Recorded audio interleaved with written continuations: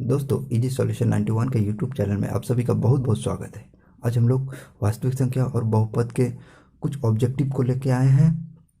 तो इसमें से देखेंगे कि ऑब्जेक्टिव किस तरह से पूछे जाते हैं और सारे ऑब्जेक्टिव्स को हम सॉल्व करके भी बताएंगे। तो चलिए देखते हैं। सबसे पहले क्वेश्चन कह रहा है कि निम्न में से कौन अभाज्य संख्या है। आपको पता है अभाज्य संख्या वैसी संख्याओं को कहते हैं जिसका गुणनखंड दो ही होता है, एक तो एक, दूसरा स्वयं। तो इसमें से देखिए कौन ऐसी संख्या है जिसमें इसका गुणनखंड एक और स्वयं है। ए नंबर 29 देखते हैं, एक ऐसी संख्या है जिसका गुणनखंड एक और खुद 29 है। तो इसका आंसर हो जाएगा आपको ए नंबर। इसका आंसर आपको क्या हो जाएगा? ए नंबर। इसका आंसर आपको क्या हो जाएगा? ए नंबर। तो फिर दूसरी क्वेश्चन हम लोग देखते हैं। दूसरा क्वेश्चन कह रहा है कि 3.27 रेकरिंग है। तो कह रहा है कि मतलब कि यह संख्या कौन सा होगा? परिमेय संख्या होगा, अपरिमेय संख्या होगा, प्राकृतिक संख्या होगा कि पूर्ण संख्या होगा? तो देखिए ये एक परिमेय संख्या होगा। यह एक परिमेय संख्या होगा। आपको पता है यह एक परिमेय संख्या क्यों? क्योंकि 3.27 रेकरिंग दिया हुआ है। तो इसको अगर हम लोग सॉल्व करेंगे तो यह परिमेय संख्या पे आएगा। तो ये देखिए हम इसको सॉल्व करते हैं।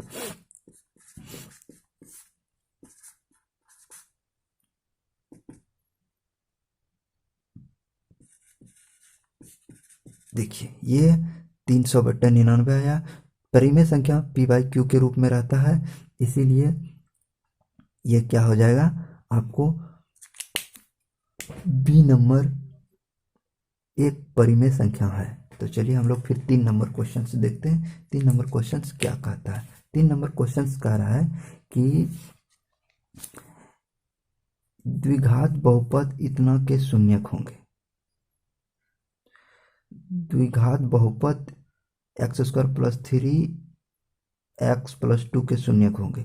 आपको पता है शून्यक बराबर होता है, कोई भी बहुपद लिखा है उसको बराबर 0 कर दीजिए, उसके बाद इसका शून्यक निकालिए। जैसे इसमें कह रहा है 3x + 2, तो अब इसका शून्यक निकालिए तो बराबर 0 कीजिए। उसके बाद देखिए x², इसमें से कीजिएगा आप 2x + x + 2 बराबर 0।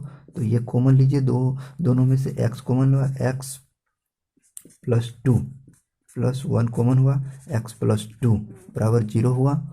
तो अब देखिए x + 1, अब ये दोनों सेम है तो एक हो जाएगा x + 2। तो अब ये बराबर 0। तो ये हो गया आपको x + 1 बराबर 0 करेंगे, x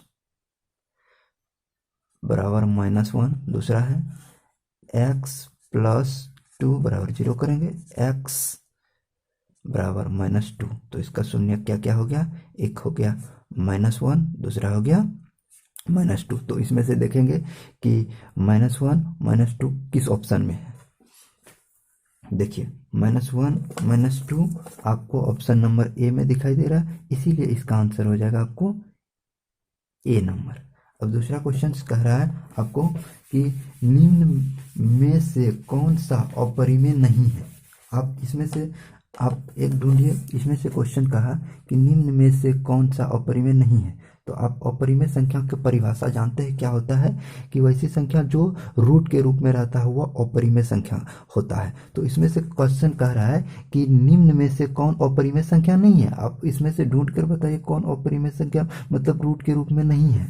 तो आप देखिए यहाँ रूट 64/81। अभी देखिए ये रूट के अंदर रहते हुए भी अपरिमेय संख्या नहीं है। क्यों?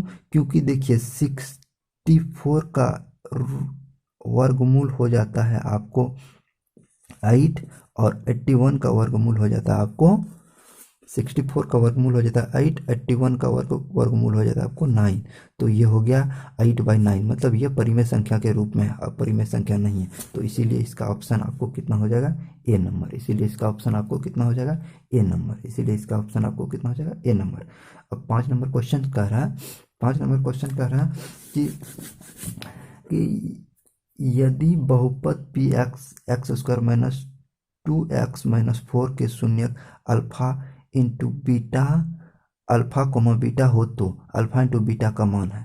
अब देखिए ये द्विघात बहुपद है, तो द्विघात बहुपद में अल्फा प्लस बीटा बराबर होता है माइनस बी बाय ए, और अल्फा इंटू बीटा बराबर होता है सी बाय ए। तो इसमें से आपको पूछा गया है अल्फा इंटू बीटा मतलब सी बाय ए। तो चलिए इसमें से देखते हैं सी क्या है। सी इसमें से आपको है -6 और ए आपको है 1, ए आपको है 1।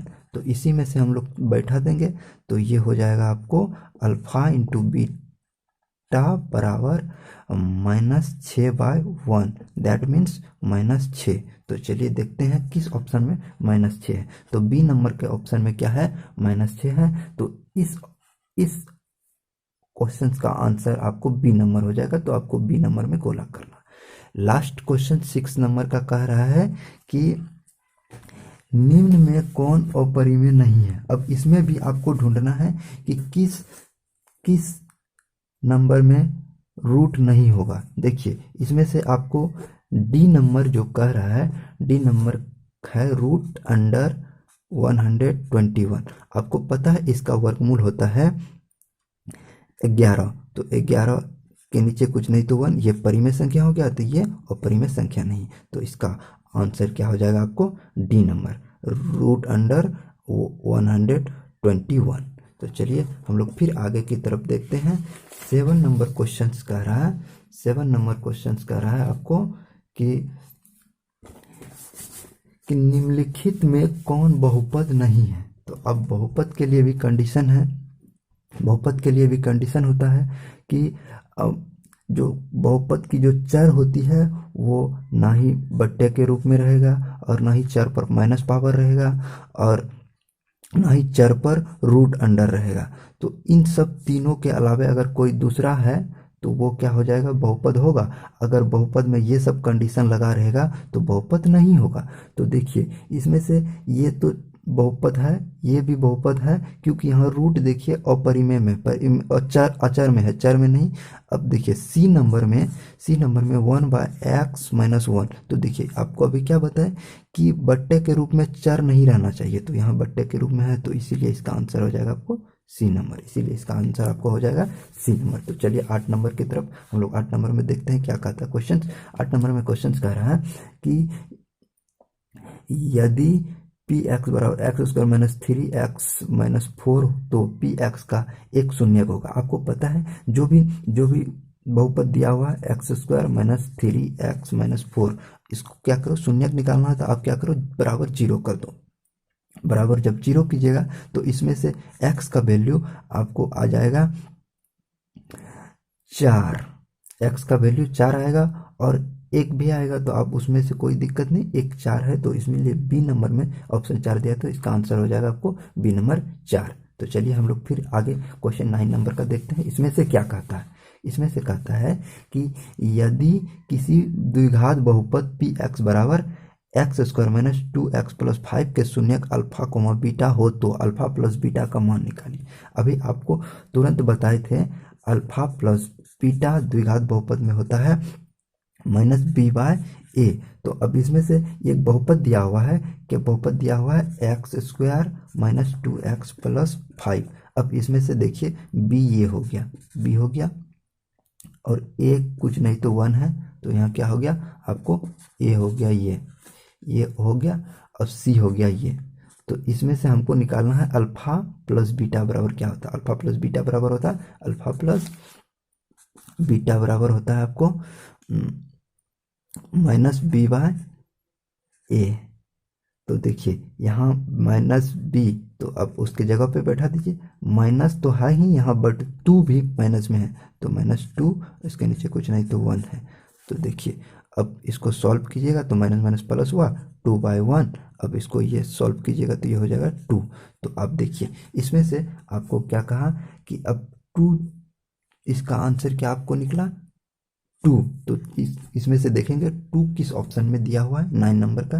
9 नंबर का 2 बी नंबर ऑप्शन में दिया हुआ है, तो आपको हो जाएगा बी नंबर में, बी नंबर आंसर इसका। तो चलिए 10 नंबर हम लोग देखते हैं। 10 नंबर भी इसी तरह से सॉल्व होगा, जिसमें से कह रहा है कि यदि बहुपद पी एक्स बराबर 4x³ - 5x² + 3x + 7 के शून्यक अल्फा बीटा और गामा हो। क्योंकि ये त्रिघात बहुपद है तो इसीलिए इसमें तीन तीन शून्यक होंगे। हो तो alpha beta gamma, alpha into beta into gamma का मान ज्ञात करें। अब देखिए त्रिघात बहुपद में ये 10 नंबर क्वेश्चन का है। त्रिघात बहुपद में alpha plus beta plus gamma बराबर होता है आपको -b/a। Alpha into beta into gamma बराबर होता है आपको -d/a। और alpha beta plus beta gamma plus gamma alpha बराबर होता है आपको c/a। तो इसमें से हमको पूछा है कि alpha into beta into gamma बराबर क्या होगा। तो अभी हमने आपको बताया अल्फा इंटू बीटा इंटू बराबर होता है -d/a। तो चलिए इस बहुपद में से हम लोग d, देखिए ये d हो जाएगा 7, ये d7 होगा, a हो जाएगा 4, b हो जाएगा -5 और c हो जाएगा 3, d हो जाएगा 7। तो यहाँ निकालना है d/a। तो d/a मतलब हुआ कि d आपको अभी पता है क्या होगा 7/a है 4, तो माइनस है तो माइनस लगा देंगे। -7/4 जिस ऑप्शन में होगा उसे हम लोग गोला करेंगे। तो चलिए इसमें से देखते हैं, ए नंबर में -7/4 है तो इसका आंसर हो जाएगा ए नंबर। तो चलिए आगे हम लोग देखते हैं। आगे क्वेश्चन कह रहा है आपको कि यदि द्विघात बहुपद px इस प्रकार है कि p1 बराबर -6 और इसके शून्यकों का योग 4 और गुणनफल -3 हो तो px बराबर होगा। 11 नंबर का आंसर आपको हो जाएगा B number, x² -4x - 3। 11 number का आंसर क्या हो जाएगा आपको x² -4x - 3। तो चलिए 12 नंबर क्वेश्चन कह रहा है आपको कि भाज्य बराबर क्या होता है। अभी देखिए ये हम बताते हैं, भाज्य बराबर होता है, भाज्य बराबर होता है आपको भाजक गुना भागफल जोड़ शेषफल। अब इसको याद रखिएगा। अब इसी को इंग्लिश में कहा जाता है कि px बराबर होता है qx गुना gx, qx गुना gx प्लस rx। अब इसको याद रखिए, इस तरह से आएगा, आपको प्रूव करने बोलेगा कि भाज्य बराबर क्या होगा। आपको पता है भाज्य बराबर होता है भाजक गुना भागफल जोड़ शेष। तो और इसको इंग्लिश में कहते हैं px बराबर होता है qx गुना gx प्लस rx। तो अब चलिए हम लोग अगले क्वेश्चन की ओर देखते हैं। 13 नंबर में क्या क्वेश्चन कह रहा है, तो चलिए देखते हैं 13 नंबर में क्या क्वेश्चन कह रहा है। आपको 13 नंबर में कह रहा है कि निम्नलिखित में कौन सा भिन्न का दशमलव प्रसार शांत होगा। देखिए सर, दशमलव प्रसार शांत होने के लिए p/q मतलब कि q जो होगा वो 2 और 5 का गुणज होना चाहिए। q क्या होना चाहिए, 2/5 का गुणज होना चाहिए। अब इसमें से हम लोग एक नंबर मतलब सिर्फ 3/160 में ही देखते हैं कि इसका जो गुणनखंड हम लोग निकालेंगे। देखिए 160 का गुणनखंड 2802402202225। देखिए इसमें से क्या है 1 2 3 4 5, 2 पर पावर 5 गुना 5 पर पावर कुछ नहीं तो 1। तो ये सिर्फ डी नंबर में ही ये 2 और 5 का गुणज हो रहा है, तो इसीलिए इसका आंसर हो जाएगा डी नंबर। इसीलिए इसका आंसर हो जाएगा डी नंबर 3/116। चलिए हम लोग 14 नंबर फिर देखते हैं। 14 नंबर में क्या कहता है? 14 नंबर में कह रहा है आपको कि निम्नलिखित में कौन अपरिमेय नहीं है? अपरिमेय संख्या होता है ऐसी संख्या, अपरिमेय संख्या होता है ऐसी संख्या जो रूट के रूप में हो। अब कह रहा है अपवाद में परिपूर्ण वर्ग रूट अपरिमेय संख्या नहीं होता। इसमें से पूछ रहा है कि अपरिमेय संख्या नहीं है, तो आपको पता है 22 भी अपरिमेय संख्या है, √7 भी अपरिमेय संख्या है, √2/√5 भी अपरिमेय संख्या। सिर्फ यहाँ 3√75/√48 ये अपरिमेय संख्या नहीं है, क्योंकि इसको अगर हम लोग तोड़ेंगे तो ये परिमेय संख्या के रूप में आ जाएगा। तो इसीलिए इसका आंसर हो गया डी नंबर 3√75/√48। तो चलिए हम लोग आगे की ओर चलते हैं। फिर 15 नंबर क्वेश्चन कह रहा है आपको कि रैखिक बहुपद के शून्यक की संख्या होगी। रैखिक बहुपद की शून्यक की संख्या एक ही होती है। कितना होता है? एक। और रैखिक बहुपद शून्यक की संख्या 2 होता है। रैखिक का कितना होता है? एक। तो एक बी नंबर में इसका आंसर हो जाएगा आपको ए, एक। अब इसमें से 16 नंबर क्वेश्चन कर रहा है कि 2x² - 3x - 5 का एक शून्यक होगा। अब देखिए शून्यक निकालना है तो आपको इसका क्या करना होगा? 2x² - 3x - 5 बराबर 0 करना होगा। तो अब इसका शून्यक निकालिए। तो इसका शून्यक निकालिएगा तो इसमें से एक ही शून्यक पूछ रहा है। तो अब देखिए x² है तो इसका शून्यक निकलेगा 2, बट इसमें से पूछ रहा है आपको 1। तो चलिए हम लोग इसको सॉल्व करके देखते हैं कि इसका शून्यक कोई एक में से, दो में से कोई एक होगा ऑप्शन में, तो उसी को लिखना। तो देखिए 2x² ये हो गया आपको -2x + 3x 5x, sorry 5x, sorry. देखिए इसको बनाते हैं हम लोग, इसको बनाते हैं। इसमें से क्या हो जाएगा? 2x² + 2x - 5x - 5 बराबर 0। तो चलिए आगे हम लोग बढ़ाते हैं। इसमें से कॉमन आपको लेते हैं कितना? 2x कॉमन ले लेते हैं। इधर बच गया आपको कितना? x प्लस ये हो गया आपको 1, क्योंकि यहाँ 2x - 5 कॉमन ले लेते हैं। x माइनस प्लस 1/0 बराबर 0। देखिए ये 2x - 5 एक हो गया, ये दोनों सेम है, एक ले लेते हैं। x + 1 बराबर 0। देखिए अब इसमें से हम निकालेंगे 2x - 5 बराबर 0 करते हैं तो 2x बराबर हो जाएगा 5, x बराबर आपको हो जाएगा 5/2। दूसरा है आपको x + 1 बराबर 0 करेंगे, x बराबर हो जाएगा -1। तो देखिए इसमें से किसी एक ही ऑप्शन दिया हो, या तो इसका शून्य क्या होगा 5/2, या दूसरा हो जाएगा -1। तो इसमें से देखते हैं क्या दिया हुआ है। तो इसमें से देखिए -1 वाला दिया हुआ है, कितने नंबर में? बी नंबर में। तो इसका आंसर हो जाएगा आपको -1, बी नंबर। बी नंबर में आपको गोला कर देना है। फिर चलिए हम लोग फिर दूसरे क्वेश्चन की ओर चलते हैं। दूसरे क्वेश्चन में हम लोग देखेंगे कि कह रहा है कि यदि दो संख्याओं का गुणनफल 2166 है एवं उसका मौसो 19 है तो इसका लॉसो क्या होगा? देखिए जब ऐसा है तो हमको पता है एक फॉर्मूला कि लॉसो बराबर होता है आपको, लॉसो बराबर हो जाएगा संख्याओं का गुणनफल, संख्याओं का गुणनफल बटे मौसो। चलिए इसमें से हम लोग सॉल्व करते हैं। देखिए संख्या का गुणनफल आपको दिया हुआ है 2166 और आपको मौसो दिया हुआ है 19। तो इसको सॉल्व करेंगे तो आपको इसका आंसर आपको हो जाएगा,